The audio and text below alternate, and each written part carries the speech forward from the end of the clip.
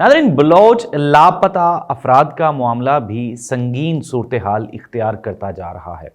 पाकिस्तान की खारजी सूरत हाल वैसे ही अच्छी नहीं है, लेकिन दाखिली सूरत हाल भी आहिस्ता आहिस्ता मज़ीद ख़राबी की जानिब गामज़न है।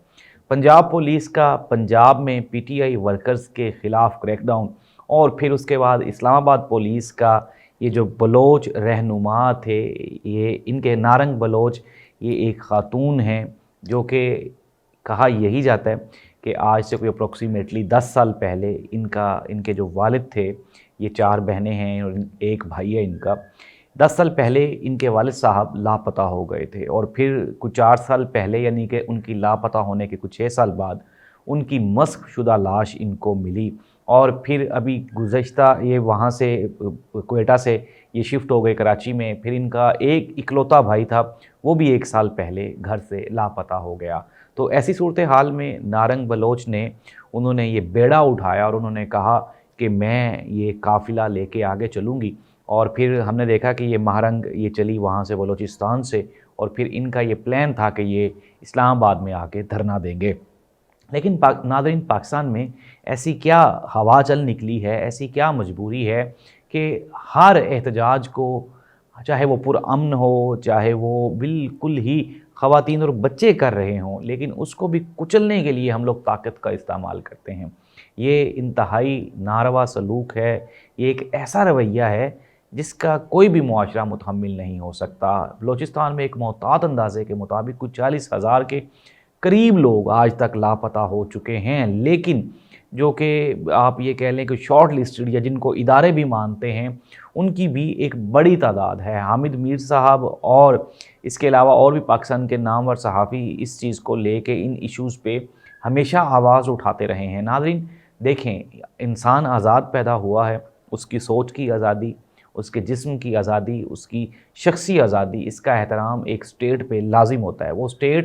वो स्टेट कहलवाने की हकदार ही नहीं होती जो अपने इंसानों को आज़ादी ना प्रोवाइड कर सके, जो उसको आज़ादी इजहार राय ना दे सके। यहाँ पे किसी भी किस्म की कोई भी अगर कैंपेन है, उसको ताकत से कुचलने का मतलब ये है कि आप उसके आगे सरेंडर कर रहे हैं, हथियार डाल रहे हैं। और बलोचों की ये जो डिमांड है, ये कोई बुरी नहीं है। अगर हम बात करें आज के वज़ीर-ए-आज़म अनवारुल्लाह काकड़ साहब, वो भी बलोच रहनुमा हैं, रहनुमा कह रहा हूँ कि वो भी बलोच लीडर हैं। इसके अलावा अगर हमारे आज के जो चीफ़ जस्टिस साहब हैं सुप्रीम कोर्ट ऑफ पाकिस्तान के कादी फ़ाइज़ साहब, उनका ताल्लुक भी बलोचिस्तान से है। और फिर हमने देखा सरफराज बुगटी साहब जो कि निगरान वज़ीर दाखिला थे और अभी रिसेंटली उन्होंने पीपल्स पार्टी ज्वाइन की, वो भी बलोच थे। तो ऐसी सूरत हाल में अपनी एक इस तरह की एक बच्ची जो कि एक अच्छा मकसद लेके, देखें नाज़रीन, हम इस बात पे मुत्तफ़िक हैं कि वो लोग जो कि घरों से लापता हो गए हैं, वो इदारों के पास हैं या नहीं हैं। इदारों को चाहिए कि वो सुप्रीम कोर्ट ऑफ पाकिस्तान में आके जवाब दें। इसके साथ साथ अगर वो फॉर एग्ज़ाम्पल कहीं और भी हैं, तो ये स्टेट की ज़िम्मेदारी है, रिस्पॉन्सिबिलिटी है कि उनकी रिहाई का या उनकी बाजियाबी का बंदोबस्त किया जाए।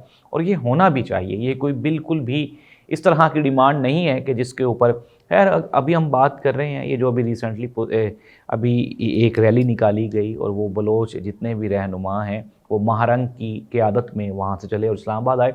इस्लामाबाद पुलिस ने बिल्कुल वैसा ही सलूक जैसा कि वो PTI के वर्कर्स के साथ कर रही हैं, ठंडा पानी फेंका, फिर उनको गिरफ़्तार कर लिया, जबरी तौर पे उनको उठा के किसी को वापस बलूचिस्तान छोड़ आए हैं, किसी को कराची छोड़ आए हैं। तो नाज़रीन, पाकिस्तान की पुलिस ये एक पुलिस स्टेट बनती जा रही है आहिस्ता आहिस्ता। पंजाब तो वैसे ही बन चुका है पूरे का पूरा पुलिस स्टेट, हम लोग देख भी रहे हैं रोज़ाना की बुनियाद पे पुलिस ऐसे ऐसे छोटे छोटे काम कर रही है जिससे उनकी साख इंतहाई मुतासिर हो रही है।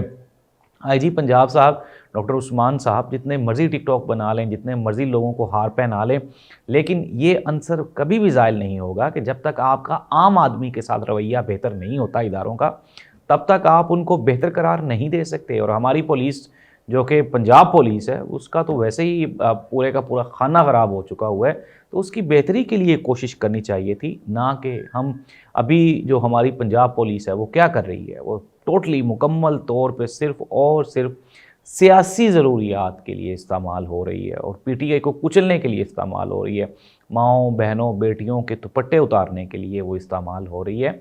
ऐसे नहीं होना चाहिए था। ब्यूरोक्रेसी को भी चाहिए کہ خدا را وہ میں نے پچھلے پروگرام میں بھی ذکر کیا کہ وہ لوگ جو کسی کے بچوں کو کے ساتھ ظلم کر کے آتے ہیں وہ اپنے بچوں کو کس حوصلے کے ساتھ گلے لگاتے ہوں گے. تو یہ ایک سوالیہ نشان ہے. بحیثیت انسان ہم سب کے سینوں میں دل ہے, ہم سب کے بچے بچے ہی ہیں. کسی کی بھی بیوی بیوی ہی ہوتی ہے یار, انسان انسان ہی ہوتا ہے. اگر آپ پولیس کی وردی میں ملبوس ہیں, اگر آپ وکیل ہیں, جج ہیں, صحافی ہیں, یا اللہ تعالیٰ نے آپ کو تھوڑی سی کوئی طاقت دے دی ہے, اٹ ڈزنٹ مین دیٹ کہ آپ گوشت کے نہیں بنے ہوئے ہیں, آپ بھی تو گوشت کے بنے ہوئے ہیں. تو ہمیں چاہیے کہ ہم اپنے بلوچ بہن بھائیوں کی باتوں کو سنیں. اگر وہ غصے میں ہیں تو یہ ہمارا فرض ہے کہ ہم ان کے غصے کو ختم کرنے کے لیے پیار کا نرم رویہ اپنائیں, نہ کہ ہم بھی آگے سے غصہ کریں. ناظرین, ایک تلخ حقیقت ہے, ہماری تاریخ کا جو حصہ ہے وہ ہے بنگلہ دیش کی علیحدگی. ہم لاکھ اس کے اوپر اس کو چھپانا چاہیں, اس پہ بات نہ کرنا چاہیں, لیکن اس پہ تو بات ہوگی. وجہ کیا ہے؟ کیونکہ وہ پاکستان کا سب سے بڑا, نہ صرف آبادی کے لحاظ سے بلکہ سورسز کے لحاظ سے, ریونیو کے لحاظ سے وہ سب سے بڑا حصہ تھا 72 سے پہلے. لیکن وہ کیوں الگ ہو گیا پاکستان سے؟ ٹھیک ہے, ہم جانتے ہیں کہ انڈیا ہمارے خلاف سازش کر رہا تھا, انڈیا تو آج بھی ہمارے خلاف سازش کر رہے ہیں.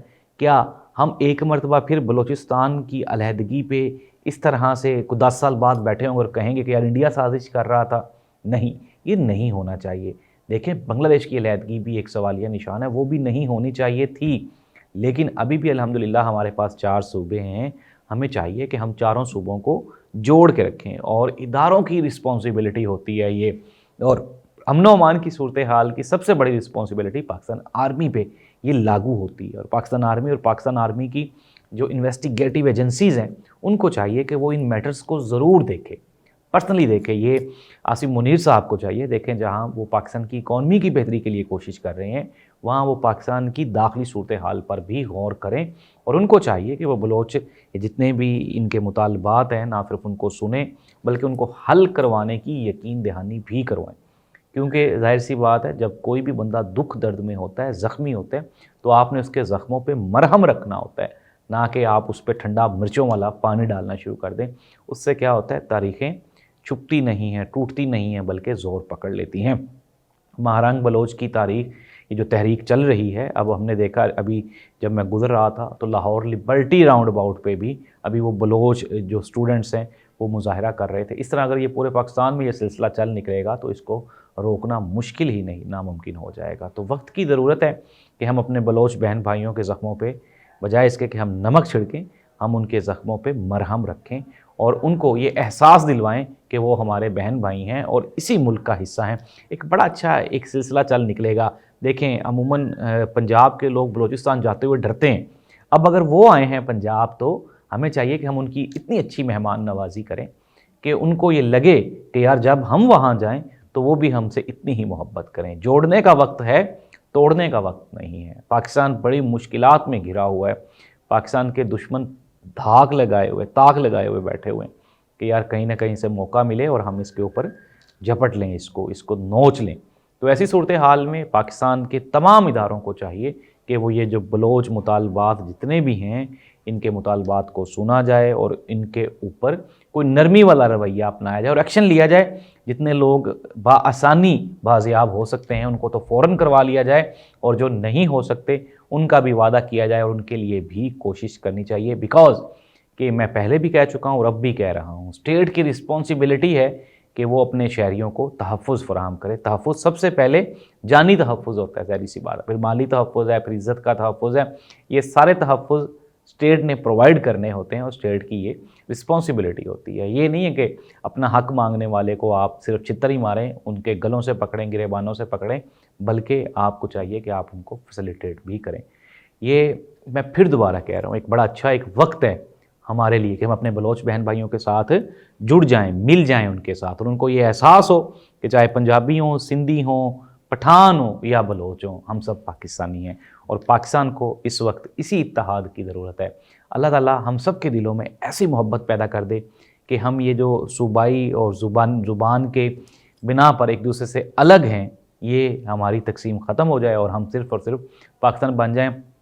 یہ مہارنگ بلوچ جو بچی ہے اس نے واقعی ایک ایسا سرپرائز دیا ہے, ایک ایسا کام کیا ہے جس کی مثال بلوچوں کی تاریخ میں نہیں ملتی, اور ہمیں چاہیے کہ ہم اس بچی کو سپورٹ کریں، نہ کہ اس کو کوئی ڈسکریج کیا جائے۔ اللہ اس ملک کا حامی و ناصر ہو۔ اللہ حافظ۔